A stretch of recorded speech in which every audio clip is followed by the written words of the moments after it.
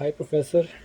This is my first OGL for criminology, and I'm going to talk about, first of all, the definition of criminology. So, criminology is the science of studying crime. So, as you said in OGL, it's not the study of how to do crime, it's the study of the different factors of crime, which include things like why do people commit crimes, the demographics of people who commit crimes, and how the crime is handled by the government or the society around them. So, in this study, we also get to know that what happens to people after they commit crime. There is a lack of social contact. Like people start to ignore the people who do crimes, and they suffer long criminal sentences and live in courts and live in jails for a long time because of the things they did. So, first of all, what is crime? So, by the most literal definition, crime is the breaking of criminal laws. So, the laws are different in every region of the world. For example, if something is legal in one country, it does not mean that it is legal in all countries. For example, here in Canada, the selling and consumption of most of the drugs is legal, but it's illegal in most of the countries. And an interesting example is from India, the consumption and slaughter of animals like cows and buffaloes is prohibited and is criminal.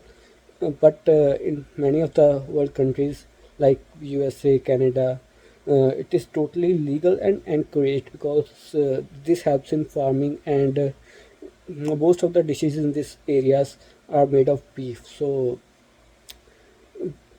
while it is illegal in India to consume beef, it is totally legal in other parts of the world. So, by this definition of crime, we mean that crime is not the same in all places of the world. So, one thing is illegal in one part of the country or state, and it is illegal in the other part of country. And what defines a crime is a crime. There are three parts of government which decide if it's criminal or not. These three parts are called legislature, judiciary, and executive. Legislature refers to the part of government which makes laws. So this includes the parliament and the houses, because these people decide if a new law is made, and this law will make something legal or illegal.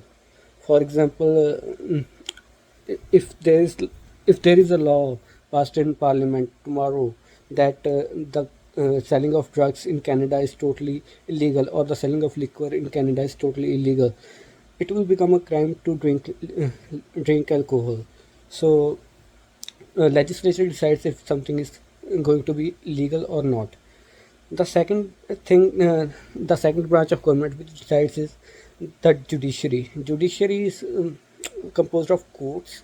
So, for example, if someone arrests me by any case, I will be taken to a court, and there will be a judge or a jury who will decide that if I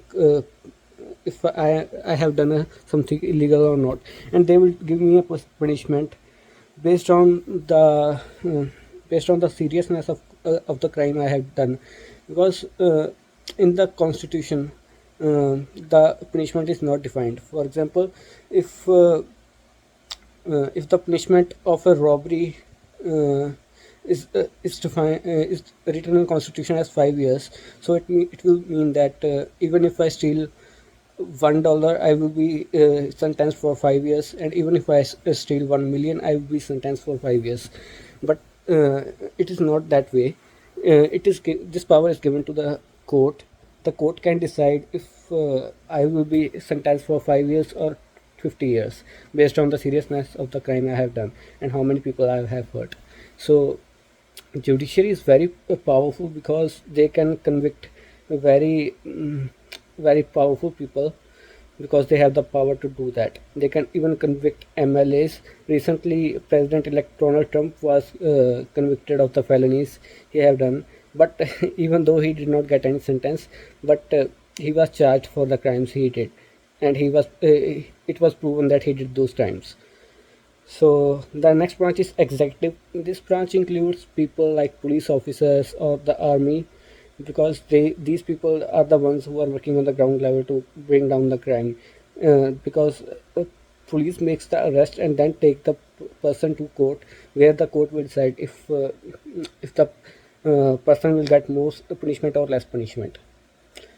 The next thing about our OGL was deviance. So deviance is a kind of behavior which may not generally be illegal or criminal, but it is not socially acceptable. Like if I am swearing a lot in public, it may not be illegal.